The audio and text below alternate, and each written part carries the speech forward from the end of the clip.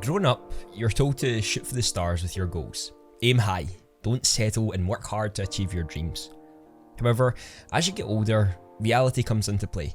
You become an overconsumer, thinker, gamer, and end up never moving towards those goals you set for yourself when you were younger. After taking several leaps in my business, personal life, and more, I want to show you how to start taking action on your goals, and why this is a lot easier than it may originally seem.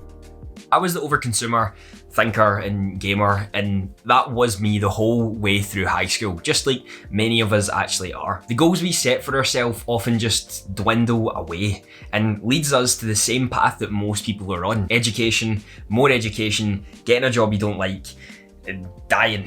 Maybe a little bit of an over-exaggeration there, but you get my point on that front. You see all of these successful people becoming more famous, and you wonder how they've done it. And you also see these super geniuses younger than you creating these apps that change the world, and the only real goal that you have that motivates you is to play Rocket League and rank up on that to show off to your friends when you're playing against them. Definitely not talking about myself, of course. No. The consumption of comparison is one of the many ways that we end up never taking action. Thanks to the internet, we've been able to connect with people all over the world, meet new friends, share ideas, grow together, organise, create, and so much more. It's how most of us spend our lives, and this is a blessing and a curse. Because of this ease of access, ease of comparison is inevitable, and the walls of Instagram models, super geniuses, and more can cripple our own progress when we allow it to take over. See, there's a thing called the natural ceiling of talent, and it basically states that when you start something new, you're extremely motivated to do it, you're excited, you're buzzing about it, and then you get to a stage where you sort of naturally cap out at. This happens in anything that you do. Some people will be better at a sport right away, and others will not be so great, but they both have a natural ceiling of talent. What happens to most of us is that in order to feel a little bit of motivation, we sort of aim towards new things that inspire us, that get us excited about what's going on. The problem with this is that motivation isn't actually as important as people think, and discipline is where it actually matters. So we've been taught that motivation and when we get excited about things is what we should be aiming for. In reality, everything that we love is not always going to be exciting. And therefore, when we reach that natural ceiling, we inevitably look for something else to get us excited again, start from zero and work until we get there and start all over again. Never actually moving forward to the person we want to become, and always believing we're doing something wrong because we're not actually getting it anywhere with the things that we try. This also runs in with the comparison again. Because we start new things so often, we compare ourselves to other people. The people who have disciplined themselves over a long period of time to get to where they are, and think, you know, I'm never going to be as good as them, I may as well not try. And therefore, start on something new and the cycle repeats itself. This is why your mindset needs to change slightly in order to actually move forward with what you want to do. You're probably good at many things in your life and could actually take them to be very successful, but because we've never given it the chance that it actually deserves, we've repeated the same cycle over and over again and never passed that natural ceiling. I know better than anyone there's a lot of things that stop you from ever actually trying these new things.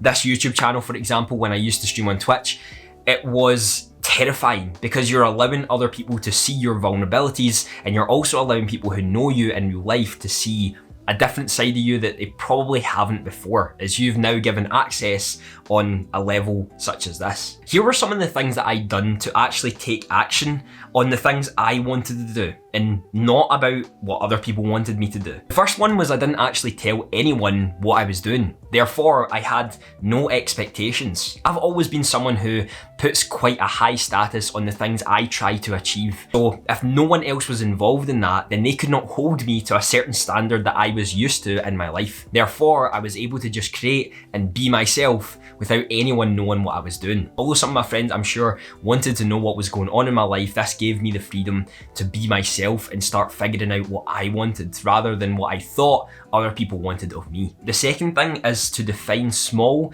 but achievable steps that you can take right from the beginning.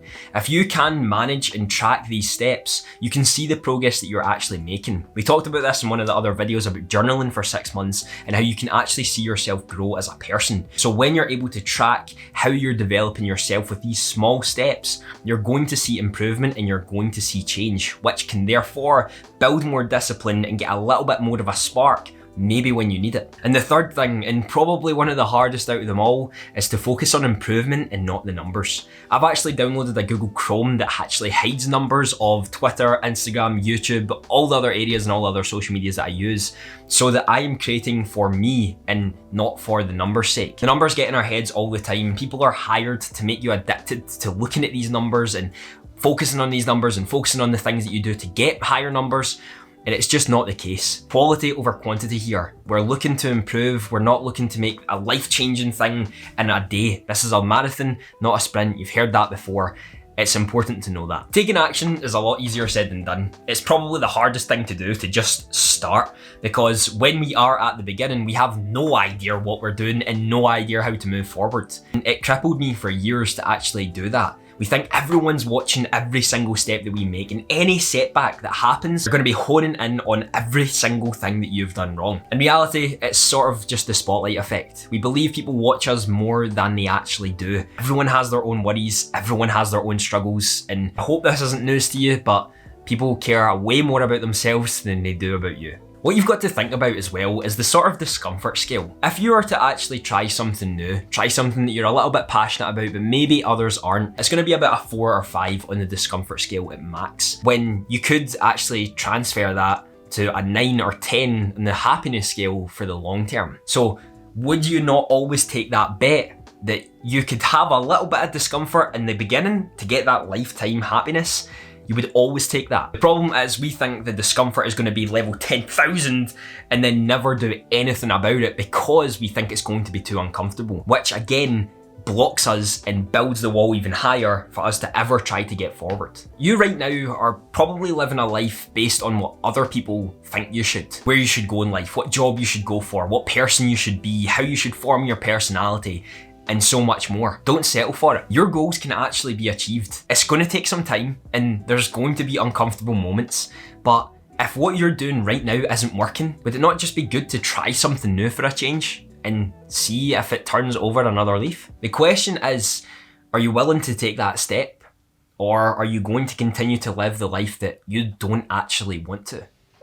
Everyone has their challenges, their worries, their setbacks, their time of failures and more.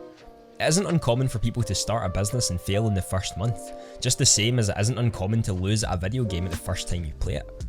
But with more practice and small steps to improvement, you can learn more and become a better version of yourself than if you were to never do anything at all. As Aristotle put it, to avoid criticism, say nothing, do nothing, be nothing. Obviously, comparing video games to life is a little bit different because there's actually consequences in life. You have those consequences there from failing in certain instances, and usually in a game, it's just right back into the game. It's like the previous loss never happened. But without them, life would be boring. We wouldn't know what separated a good day from a bad day. We wouldn't know what separated a success from a failure. It would just be shit. It would be terrible. It's a part of life, and I'm trying to become more accepting of that. Back when I started this YouTube video, my name wasn't Andrew Ellis on the channel. It was Bottom Frag, the name I hid behind when I started my Twitch channel so that no one would know it was me. But those small steps that I took to become more accepting of who I am, to create more videos on this YouTube channel, to push my comfort zone on stream and put myself out there, allowed me to create these videos that you're seeing today. Now, hopefully becoming a better version of myself as I look back in the future to see that I have improved as an individual and hopefully helped some of you do the same too. If I could go back, I wouldn't change any of it. The setbacks, the failures all helped me get to where I am today. It might not be the best place in the world for some people, but for others it could be incredible. And I know for me, I'm extremely happy and excited with what the future holds. If there's something you can take away from this video today, is that it's your turn now to take control. And you're gonna look back in 5 and 10 years and thank yourself for saying that this was the time that you said, fuck it. This is my life and I'm gonna take control of it now. You have one shot, make it count and get what you actually desire. Have a fantastic day.